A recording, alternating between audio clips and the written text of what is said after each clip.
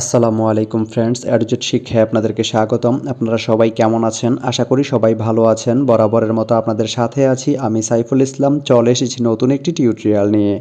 So আজকের টিউটোরিয়ালটি কোন বিষয়ের উপর হতে চলেছে সেটা নিশ্চয়ই আপনারা টাইটেল এবং থাম্বনেল দেখে অলরেডি বুঝে গেছেন। তো আমি কথা বাড়াবো না, চলে যাব মেইন টিউটোরিয়ালে।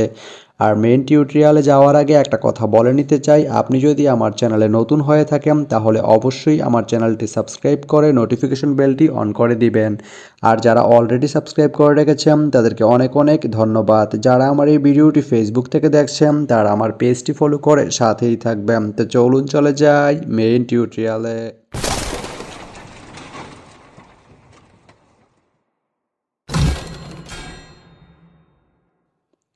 তো বন্ধুরা, আজকে আমরা জানবো আপনি রুহিয়া থেকে কিসমত যেতে কোন কোন ট্রেন রয়েছে, সেই ট্রেনগুলো ছাড়ার নতুন সময়সূচি, বন্ধের দিন এবং গিয়ে পৌঁছতে কতক্ষণ সময় লাগবে বিস্তারিত। তো আমি যদি আপনাদেরকে ট্রেনের সময়সূচিগুলো বলে দিই, আপনি রুহিয়া থেকে কিসমত যেতে প্রথমেই যে ট্রেনটি রয়েছে সেটি হচ্ছে বাংলাবান্ধা।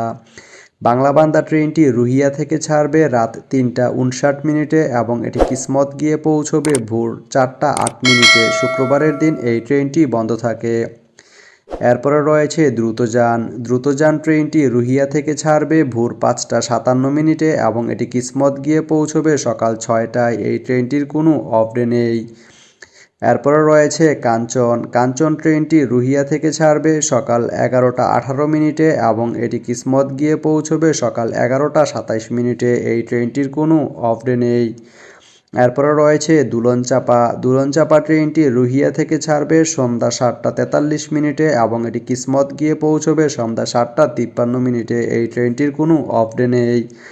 এরপরে রয়েছে একতা ট্রেনটি রুহিয়া থেকে ছাড়বে রাত 8টা 35 মিনিটে এবং এটি কিসমত গিয়ে পৌঁছবে রাত 8টা 42 মিনিটে। এই ট্রেনটির কোনো অফ ডে নেই।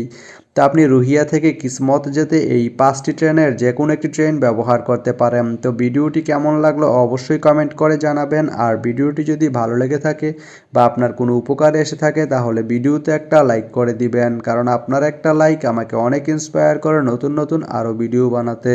তো ধন্যবাদ সবাইকে ভিডিওটি এতক্ষণ ধৈর্য ধরে দেখার জন্য। ভালো থাকবেন, সুস্থ থাকবেন, অ্যাডজেট শিক্ষার সঙ্গেই থাকবেন।